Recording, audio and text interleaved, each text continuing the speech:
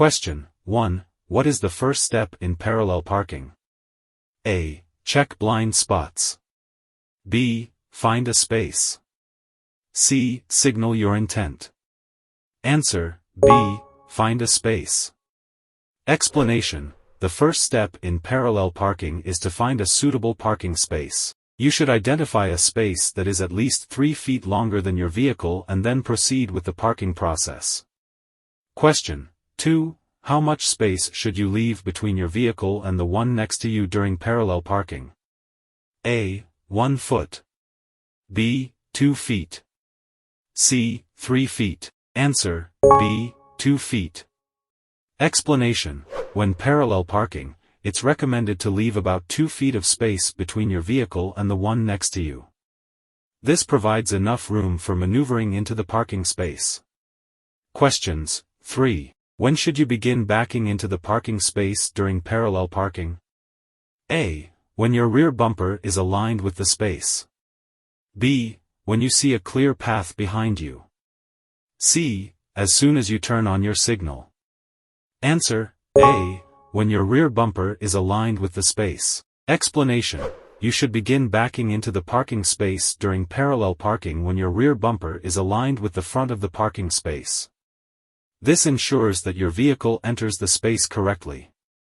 Question 4. How should you park on a sloping driveway? A. Turn wheels away from the curb.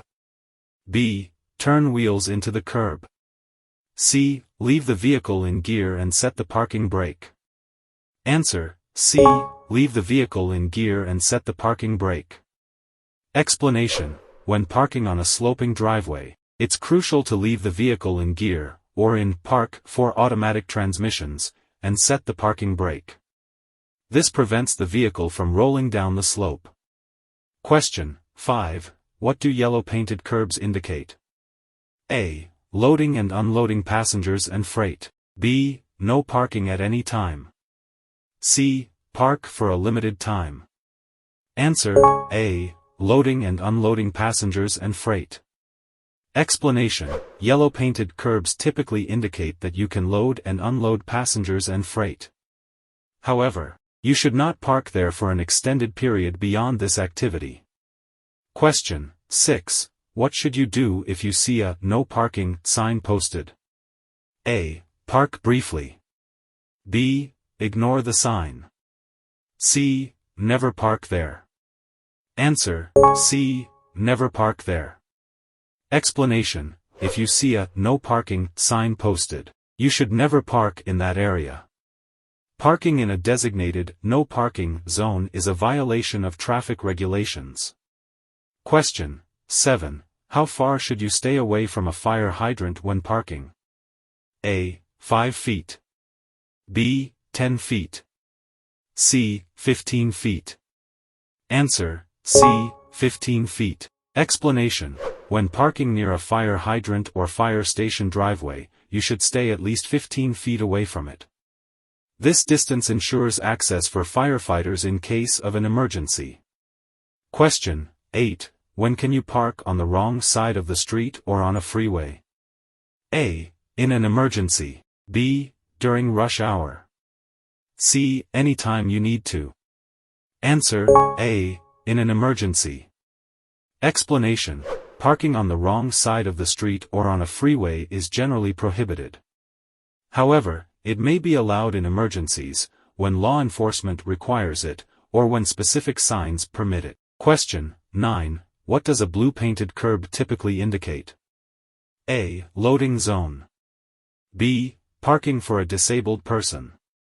C. No parking at any time. Answer: B. Parking for a disabled person. Explanation: blue painted curbs usually indicate parking for disabled persons with the appropriate placard or license plate. Question 10. What should you do if you must stop on a freeway? A. Stay in the vehicle with the doors locked. B. Call a tow truck. C. Flag down passing drivers for help. Answer: A. Stay in the vehicle with the doors locked. Explanation: if you must stop on a freeway, stay in your vehicle with the doors locked until help arrives. Question 11. What is the appropriate angle for backing into a parking space during parallel parking? A. 90 degrees. B. 45 degrees. C. 30 degrees. Answer: B. 45 degrees. Explanation: when parallel parking, you should back into the space at about a 45-degree angle. Question 12. What should you do when parking at a white-painted curb? A. Park for a limited time. B. Load and unload passengers and freight. C. Stop only long enough to pick up or drop off passengers. Answer: C. Stop only long enough to pick up or drop off passengers. Explanation: at a white-painted curb, you should stop briefly to pick up or drop off passengers. Question 13. How far should you stay away from a sidewalk ramp for disabled persons when parking? A. 1 foot. B. 2 feet. C. 3 feet. Answer: C. 3 feet. Explanation: you should not park within 3 feet of a sidewalk ramp for disabled persons. Question 14. What is the significance of a red-painted curb? A. Loading zone. B. No stopping, standing, or parking. C. Park for a limited time. Answer: B. No stopping, standing, or parking. Explanation: a red-painted curb typically indicates that you are not allowed to stop, stand, or park there. It's essential to respect this restriction to maintain traffic flow. Question 15. When is it acceptable to double park? A. When you're in a hurry. B. In front of a school. C. Under no circumstances. Answer: C. Under no circumstances. Explanation: double parking is generally not allowed under any circumstances. It can impede traffic and create safety hazards, so it's best to avoid it. Question 16. What is the recommended speed when backing up in a straight line? A. As fast as possible. B. At a smooth, safe speed. C. Faster than surrounding traffic. Answer: B. At a smooth, safe speed. Explanation: when backing up in a straight line, you should maintain a smooth, safe speed. This helps you remain in control of the vehicle and ensures safety while reversing. Question 17. What should you do if you see a green-painted curb? A. Park for a limited time. B. No parking at any time. C. Load and unload passengers and freight. Answer: A. Park for a limited time. Explanation: a green-painted curb typically means that you can park for a limited time. The specific time limit may be indicated by signs or markings on the curb. Question 18. What is the primary purpose of setting the parking brake when parking on a hill? A. To save fuel. B. To avoid rolling. C. To keep the engine running. Answer: B. To avoid rolling.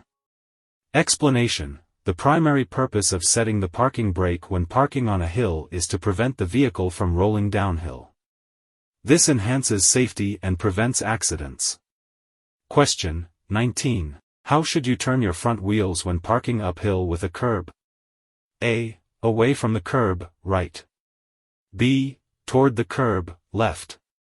C. Keep them straight.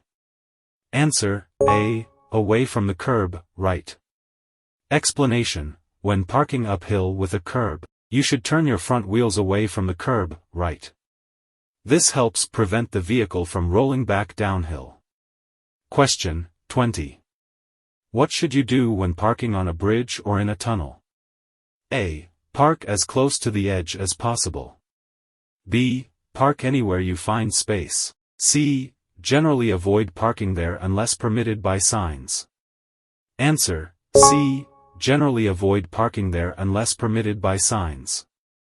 Explanation: parking on a bridge or in a tunnel is typically not allowed unless specific signs permit it. It's essential to obey such signs to ensure safety and traffic flow. Question 21. When parking between a safety zone and a curb, what should you be cautious of? A. falling tree branches. B. Pedestrians crossing. C. Wildlife. Answer: B. Pedestrians crossing. Explanation: when parking between a safety zone and a curb, you should be cautious of pedestrians crossing. Safety zones are designed to protect pedestrians, and they may use these areas to cross the street. Question 22. What type of vehicle can park in a space designated for zero-emission vehicles? A. Any vehicle. B. Zero-emission vehicles only. C. Commercial vehicles only. Answer: B. Zero-emission vehicles only. Explanation: spaces designated for zero-emission vehicles are typically reserved for those specific vehicles. Parking in these spaces without the appropriate vehicle may result in penalties. Thanks for watching. Don't forget to like, subscribe, and hit the notification bell for more valuable driving insights.